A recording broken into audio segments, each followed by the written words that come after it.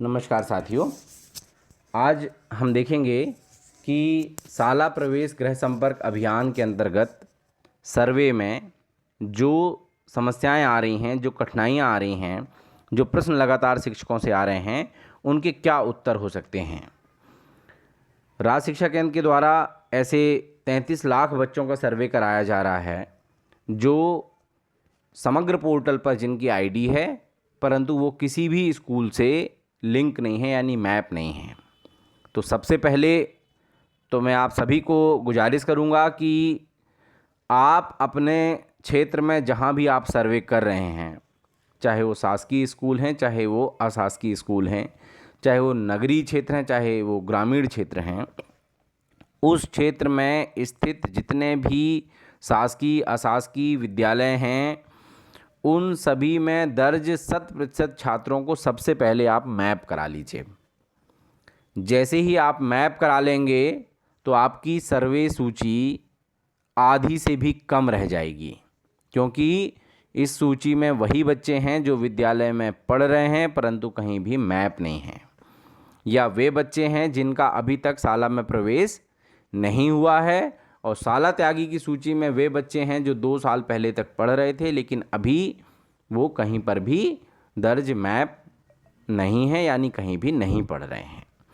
तो सबसे पहले आपको ये करना होगा कि अपने वार्ड, अपनी बसाहट, अपने गांव, अपने ग्राम पंचायत जहां की सूची में आप सर्वे कर रहे हैं, उस विद्यालय, उस क्षेत्र में जितने भी विद्यालय हैं, चाहे वो मदरसे हैं, चाहे वो केंद्रीय विद्यालय हैं, चाहे वो शासकीय अशासकीय विद्यालय हैं, उनमें प्रत्येक बच्चे को आप मैप करा लीजिए। जैसे ही आप मैप करा लेंगे, आपका सर्वे का टारगेट काफ़ी कम हो जाएगा। उसके बाद दूसरा ये है कि जो सूची आपको उपलब्ध हुई है, उस सूची में इस बार 2 तरह की सूची आपको पोर्टल पे मिल रही हैं। एक है नवप्रवेशी की सूची और दूसरी शाला त्यागी की सूची। नवप्रवेशी की सूची कौन सी है? ऐसे बच्चे जिनकी उम्र 5 वर्ष पूर्ण हो गई है और 8 वर्ष तक है, ये बच्चे होंगे नवप्रवेशी में। जो बच्चे पहले 2 साल पहले कहीं किसी विद्यालय में मैप थे, पढ़ रहे थे, लेकिन अब वो किसी भी विद्यालय में मैप नहीं है, यानी कहीं पर भी नहीं पढ़ रहे हैं, या विद्यालय छोड़ दिया है, या उनकी मैपिंग विद्यालय के द्वारा नहीं की गई है, उन बच्चों को शाला त्यागी के रूप में यहाँ पर दर्ज किया गया है। अब हम देखते हैं कि जिस प्रकार के प्रश्न आ रहे हैं, सभी से अनुरोध है कि प्लीज़, वीडियो थोड़ा सा लंबा होगा लेकिन आपके सभी प्रश्नों का समाधान इसमें मिल जाएगा, इसलिए इसको अंत तक ज़रूर देखें। साथियों, जैसे ही हम एक बच्चे से संपर्क करते हैं तो हमको, मान लीजिए जो सूची हमको मिली है वो नवप्रवेशी की सूची है, तो हमको नवप्रवेशी ही यहाँ पर क्लिक करना है। यदि वो सूची शाला त्यागी की है तो हमें शाला त्यागी क्लिक करना है। फिर ये अप्रवेशी क्या है? अप्रवेशी ऐसे बच्चे हैं जो 8 वर्ष से अधिक हैं लेकिन अभी तक उनका प्रवेश शाला में नहीं हुआ है, तो उस कंडीशन में हम अप्रवेशी सेलेक्ट करेंगे। यदि हमने देखा कि वास्तव में कोई बच्चा है जो 10 साल का है, 11 साल का है, लेकिन उसका सर्वे सूची में नाम है, तो हम उसको यहाँ पर अप्रवेशी में जाएंगे। वो कक्षा 4वीं में पढ़ रहा है या 3री में पढ़ रहा है, तो हम यहाँ पर अप्रवेशी सेलेक्ट करेंगे। उसकी समग्र आईडी हम यहाँ पर क्लिक करेंगे, आगे बढ़ेंगे, पुनः इसको दर्ज करेंगे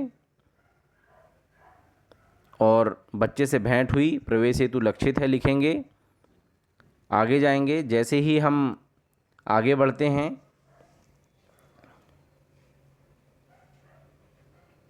तो एक नया पेज खुलेगा। उस नए पेज माता पिता की साक्षरता की जानकारी हम यहाँ पर चुन लेंगे। वो असाक्षर हैं, 5वीं, 8वीं, 10वीं, 12वीं, स्नातक, स्नातकोत्तर कितना पढ़े हैं, इसी तरह माता की जानकारी, इसी तरह पिता की जानकारी। परिवार में हम बात करके पता कर लेंगे कि 15 वर्ष से अधिक असाक्षर व्यक्ति कितने हैं। क्या बच्चा पूर्व से ही कहीं प्रवेशित है? तो हाँ लिखेंगे। तो यहाँ पर हम उसकी क्लास चुनने के लिए जब लिखेंगे तो 3 क्लास से लेकर के कक्षा 12 तक का ऑप्शन यहाँ पर उपलब्ध है।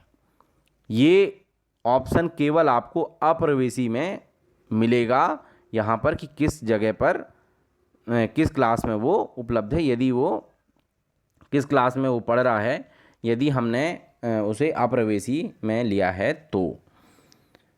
ठीक जैसे हम क्लास चुनेंगे उसका डाइस कोड, स्कूल, भेंटकर्ता का नाम, मोबाइल नंबर, किससे भेंट हुई उसका मोबाइल नंबर, ये उनमें से कौन है, माता पिता हैं, स्कूल शिक्षक हैं, रिश्तेदार हैं, पड़ोसी हैं, अन्य कोई हैं, और फ़ोटो और टिप्पणी, फिर अंत में जानकारी दर्ज करें करके क्लिक कर देंगे।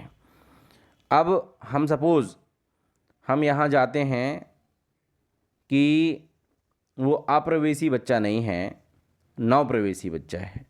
नवप्रवेशी बच्चे में जब हम जाते हैं तो हमारे पास क्या क्या कंडीशन हो सकती हैं, वो पहले से कहीं पर पढ़ रहा है या पहले से कहीं भी नहीं पढ़ रहा है। यदि बच्चा अब जीवित नहीं है, परिवार मौजूद है लेकिन बच्चा पलायन कर गया, परिवार और बच्चे दोनों पलायन कर गए, बच्चे की उम्र 18 वर्ष से अधिक है, परिवार मौजूद नहीं है, परिवार मौजूद है लेकिन बच्चा नहीं है, बच्चा पूर्व से शाला में प्रवेशित है और बच्चे की समग्र आईडी डुप्लीकेट है। यदि बच्चे की समग्र आईडी एक और बनी हुई है और उस आईडी से वो मैप है तो आप समग्र आईडी डुप्लीकेट है आप लिख सकते हैं। यदि बच्चा पहले से ही शाला में पढ़ रहा है तो आप बच्चा पूर्व से शाला में प्रवेशित है आप चुन सकते हैं। बच्चा अब जीवित नहीं है तो आप जीवित नहीं है चुन सकते हैं। परिवार मौजूद है, बच्चा पलायन कर गया है तो आप ये चुन सकते हैं, और परिवार और बच्चे दोनों पलायन कर गए हैं तो आप ये ऑप्शन चुन सकते हैं। बच्चे की वास्तविक उम्र जब हमने पता की तो डेट ऑफ बर्थ समग्र पोर्टल पे गलत लिखी है, लेकिन वास्तविक उम्र वो 18 वर्ष से अधिक है तो आप ये चुन सकते हैं। परिवार इस तरह का कोई परिवार यहाँ पर मौजूद नहीं है तो आप ये लिख सकते हैं। तो हमारे पास इतने सारे विकल्प हैं। अब बच्चा हमारे यहाँ पर नर्सरी KG1 में पढ़ रहा है, बच्चा नर्सरी KG1 में पढ़ रहा है तो उसकी मैपिंग तो होगी नहीं। नर्सरी में पढ़ रहा है, KG1 KG2 में पढ़ रहा है तो मैपिंग तो होगी नहीं, या पहली में अभी दर्ज हुआ है और उसकी मैपिंग अभी तक नहीं हो पाई है। आप बच्चे से भेंट या प्रवेश नहीं हुआ है तो आप बच्चे से भेंट हुई प्रवेश हेतु लक्षित है चुन लीजिए। जैसे ही आप ये चुनेंगे आगे बढ़ेंगे, हमारे पास जो ऑप्शन आएगा वो वही माता पिता की साक्षरता की जानकारी, परिवार में 15 वर्ष से अधिक आयु के कितने असाक्षर व्यक्तियों की संख्या, बच्चे का शाला में प्रवेश कराना चाहते हैं, यदि बच्चे का प्रवेश नहीं हुआ है तो हाँ कराना चाहते हैं कीजिए, किस स्कूल में एडमिट करना है उसका डाइस कोड लिखिए और आगे लिखिए। नहीं कराना चाहते हैं, यदि पहले से ही बच्चा पढ़ रहा है तो हम नहीं यहाँ क्लिक करेंगे और कारण लिखेंगे कि या तो आयु कम है, आंगनबाड़ी में अध्ययनरत है, दिव्यांग बच्चा है, नर्सरी में अध्ययनरत है, KG1 KG2 पहली में अध्ययनरत है। ऐसे भी बच्चे हमको मिल सकते हैं जो दिव्यांग हो, जिनका स्कूल में हम प्रवेश नहीं करा सकते हैं, तो हमें ये ऑप्शन यहाँ पर उपलब्ध है, हम यहाँ पे क्लिक कर सकते हैं और उसका डेटा यहाँ भर सकते हैं। इसी तरह से सबसे ज़्यादा समस्या जाती है कि बच्चे का एड्रेस नहीं मिल रहा है। तो साथियों, मैंने आप सभी को कुछ वीडियो बना के पहले भी भेजे हैं कि आप उनको ज़रूर एक बार देख लीजिए यदि आपने अभी तक नहीं देखा है तो। बच्चे की समग्र आईडी और परिवार की समग्र आईडी डाल करके आप समग्र पोर्टल पे पूरा परिवार का डिटेल, उसका पता आप देख सकते हैं। आपको वहाँ से परिवार का पता मिल जाएगा। दूसरा, आप ये कर सकते हैं कि जैसे ही आपने परिवार की डिटेल निकाली उसके बाद भी आपको बच्चे का पता नहीं चल रहा है कि कहाँ है बच्चा, कौन है ये, तो आप क्या कर सकते हैं कि उस परिवार की डिटेल में देखिए कि 18 वर्ष के आसपास के कितने बच्चे हैं, 18 वर्ष से नीचे और 8 साल से ऊपर कितने बच्चे उस परिवार सूची में दिए हुए हैं। उन बच्चों की समग्र आईडी आप नोट कीजिए और उसको शिक्षा पोर्टल में स्टूडेंट ट्रैकिंग में जाकर के ट्रैक कर लीजिए कि वो बच्चा किस स्कूल में पढ़ रहा है, यानी उसके भाई बहन किस स्कूल में पढ़ रहे हैं। जैसे ही आपको ये पता चल जाएगा कि उसके भाई बहन इस स्कूल में पढ़ रहे हैं तो उस स्कूल के माध्यम से ये बच्चे का घर का एड्रेस और वो बच्चा ट्रैक हो जाएगा। आप इस तरह से भी आप बच्चे को ट्रैक कर सकते हैं, लेकिन इसकी ज़रूरत बहुत ही कम 2-3% बच्चों में, मुश्किल है कि 2-3% बच्चों में इसकी ज़रूरत पड़ेगी। तो हम इस तरह से भी बच्चों तक पहुंच सकते हैं। फिर हमारे कुछ साथियों के क्वेश्चन होते हैं कि ऐसे बच्चे जो पहले से शाला में दर्ज हैं उनको हम कहाँ क्लिक करें। तो उनको मैंने आपको बताया कि आप नव प्रवेशी में जाइए और आप जो है सीधे जो सबसे नीचे ऑप्शन है सेकेंड लास्ट कि बच्चा पूर्व चाहिए जाएगी उस दौरान, तो वो जानकारी आप दे दीजिए। इस तरह से हम सर्वे को बहुत आसान कर सकते हैं, बहुत आसानी से सर्वे हो जाएगा। जो जानकारी आपके आस पड़ोस से मिलती है वही जानकारी आप इसमें फिल कर दीजिए। अब आपके और यदि कोई क्वेश्चंस हैं तो आप मुझे कमेंट में क्वेश्चंस लिखें कि क्या और क्वेश्चन हो सकता है। एक समस्या और आती है कि 30 KB की फ़ोटो से ऊपर ये नहीं लेता है। तो सबको मैं कहूँगा कि आप सभी लोग सबसे पहले अपना ऐप जो है वो अपडेट कर लें। नए ऐप में ये समस्याएं बहुत ही कम हैं। और उसके बाद यदि उसके बाद भी फ़ोटो आपका नहीं ले रहा है तो आप कैमरे का रेजोल्यूशन कम कर लीजिए।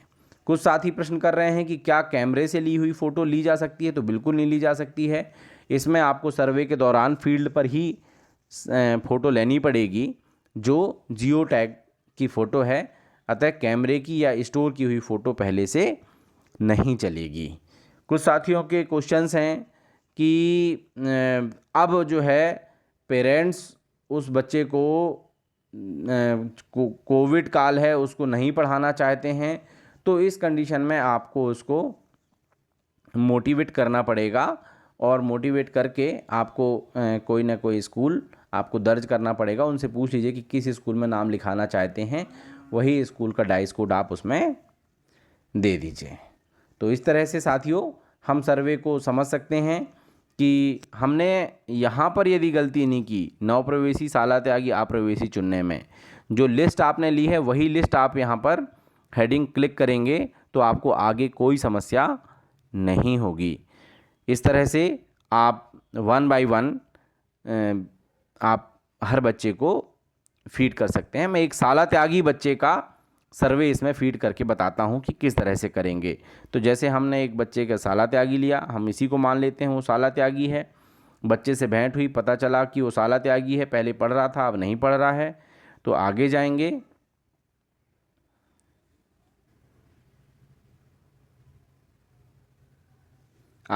तो वही पेज हमारा फिर से खुल जाएगा। माता पिता की साक्षरता की जानकारी हम दर्ज कर देंगे। परिवार में तो हम यहाँ पर दर्ज कर देते हैं। हमें पता चला कि पिता 12वीं पढ़े हैं, माँ भी 12वीं पढ़ी है, परिवार में साक्षर व्यक्तियों की संख्या 0 है। क्या बच्चा पूर्व से कहीं प्रवेशित है? यदि पहले से पढ़ रहा है और उसकी मैपिंग केवल नहीं हुई है तो हम हाँ चुनेंगे, यहाँ पर क्लास लिख देंगे जिस क्लास में वो पढ़ रहा है।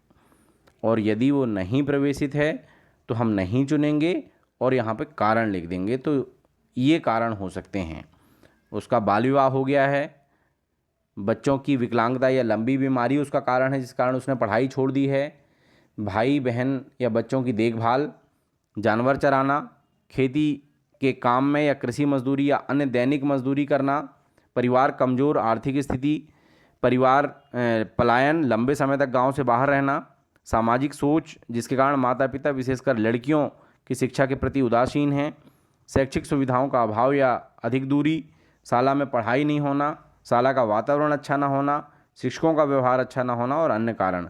तो ये कारण इसमें हम कोई भी कारण हम यहाँ ले सकते हैं जो हमें पता चला कि उसकी परिवार की आर्थिक स्थिति अच्छी नहीं है, इस कारण से उसने प्रवेश नहीं लिया।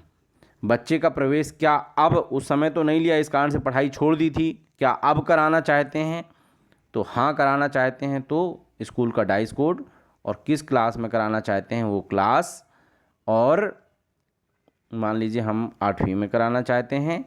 पालक तथा बच्चे से संवाद करने के बाद उसके मुख्य धारा में जोड़ने हेतु प्रस्तावित फॉलो अप प्लान क्या है? तो इसी में आपको सीधे स्कूल में प्रवेश देंगे और RST करेंगे, NRST करेंगे या हॉस्टल करेंगे, तो हम मानते हैं कि इनको, पालक से हमने बात की, उसने कहा कि हम इसको स्पेशल ट्रेनिंग सेंटर में भेज करके इसको हम पढ़ाने के लिए तैयार हैं, तो हम ये कर दिए और फिर हम ये जानकारी दर्ज कर सकते हैं। अब यदि बच्चा नहीं कराना चाहता है प्रवेश, तो फिर क्या ऑप्शन आएगा, तो हम यहाँ नहीं, अगर बच्चे का शाला में प्रवेश कराना चाहते हैं, नहीं कराना चाहते, तो फिर इन्हीं में से हमको कोई कारण हमको चुनना पड़ेगा, जो कारण वो हमें बताते हैं। तो इस तरह से प्रत्येक बच्चे को आइडेंटिफाई करना है, प्रत्येक बच्चा आसानी से आइडेंटिफाई हो जाएगा। आप सभी साथियों से उम्मीद है कि आपको ये वीडियो ज़रूर पसंद आया होगा और आपकी समस्याओं का समाधान हो गया होगा। कुछ क्वेश्चंस होंगे तो वो भी आप मुझे कमेंट बॉक्स में आप मुझे लिख सकते हैं। मैं पुनः कोशिश करूँगा कि आपके प्रश्नों का समाधान कर सकूँ। धन्यवाद साथियों। आप सभी से अपेक्षा है, आग्रह है कि यदि अभी तक आपने चैनल को सब्सक्राइब नहीं किया है तो प्लीज़ चैनल को सब्सक्राइब कर दें और बेल आइकन को दबा दें, ताकि जब भी नया वीडियो आए तो आपके पास इसकी सूचना आ जाए। लाइक करें और अधिक से अधिक शेयर करें।